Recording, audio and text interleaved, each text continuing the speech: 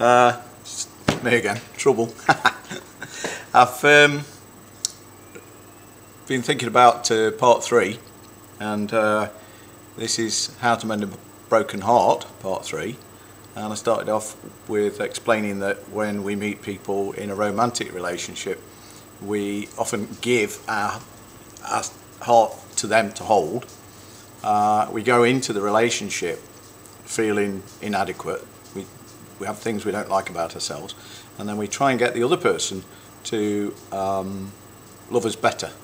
So they hold our value for us, they hold it up, but then when they go, that's when we get the experience of the heart being broken, and it ends up on the floor. And the reason why it hurts so much is not that they've abandoned us, it's that we abandoned ourselves a long time before we met them. In part 2 I talk about how we keep the pain going because we make funny assumptions like, well, it didn't work because I'm no good, or it didn't work because I'm no good at choosing partners. So then very often ego says, well, the best thing is don't have a relationship. You need time to think about this. And so you go into this sacrifice state where you don't allow yourself the human contact, which is good for a human being. This part 3 is following on, and I'm going to talk a little bit about the Course in Miracles idea of this special relationship and the holy relationship. Now, the traditional romantic relationship is called the special relationship, and we go into the special relationship with a set of assumptions, and the assumptions are all ego assumptions. They are assumptions like, well, I have no real worth. Even people that I've met that have had everything going for themselves, if you talk to them, they say, oh no, I'm not anything, and oh, I've got a long way to go, and I'm not perfect enough, and I need to work on myself, and well, I earn a lot of money, but that doesn't mean anything, and I go to spiritual meetings, but I'm still so unevolved. And this is ego modesty. Ego says the more you make yourself little, the more you shrink yourself down, it's the mark of the highest spirituality. Actually, the Course in Miracles says it's a form of arrogance, and I agree with the Course, because if we were to say that all the Rolls-Royce cars that were produced by Rolls-Royce were just crap, I think Rolls-Royce would sue us, and I think they would be right. And yet we take the Supreme Being, the Supreme Intelligence, and we look at what the Supreme Intelligence turns out, and we say, no, it's not big, it's tiny, it's rubbish, it's got no value, it's thoughtless, ignorant, insensitive. So based on that thinking, which is ego thinking, we then go out to try and find this wizard, this person that's going to love us better. The beloved, call them the beloved. Yeah, this is like the romantic myth. You meet the soulmate, and the soulmate is supposed to make you feel good. But you don't believe you've got any worth in the first place. And I did hear somewhere that 60% of all communication is non-verbal. So when you're with somebody and you truly believe that you've got no value because your ego is telling you that you've got no value, the visual messages and the sound messages and the quality of voice and so on that you're giving off are actually saying, although I'm saying, yes, I'm fine, thanks, pleased to meet you, etc., your real authentic statement is, well, I'm not really worth anything. And so the ego's got an answer to this, and the answer is that we offer sacrifice. So in all the great romantic songs, the person says, if you leave me I will die. They make themselves dependent on the beloved. If you ask me to die, I would die for you. I would do anything for you. And the purpose of the ego logic is to ensnare the other person.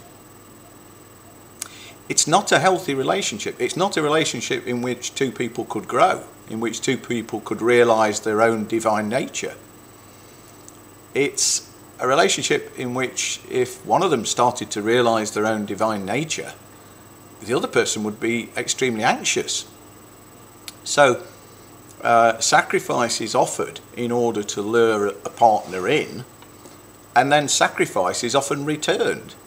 So we get these funny situations where I listen to people and they say, oh, you know, I wouldn't be with them if I'd known, and they say I wouldn't be with them if I'd known, and yet they stay there and sort of slug it out for grim death, because ego relationships are based on shame, blackmail, pressure, duty, and words like duty. They've got a wonderful kind of moral tone to them, but of course the first duty that you have to yourself, to be true to yourself and to be happy and allow yourself to be alive and be able to express your incredible creativity.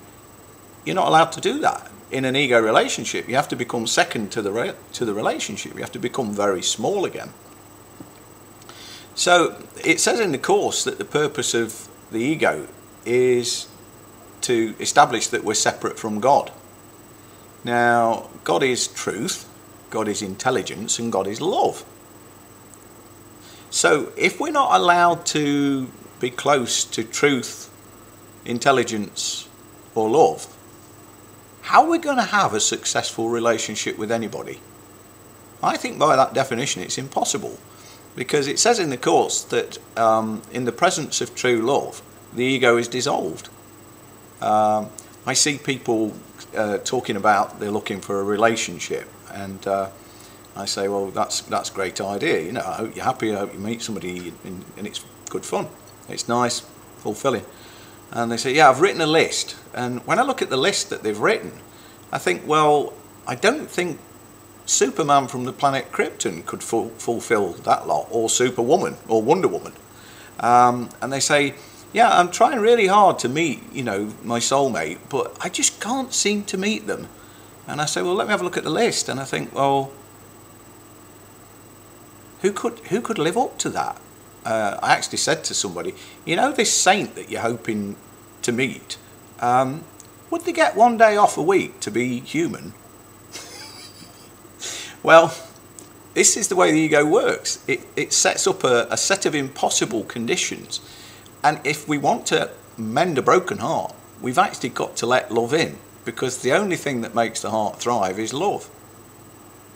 Now, since everybody is a child of God, and therefore they have the divine in them, if we let another human being into our life, we're allowing some of the divine influence in.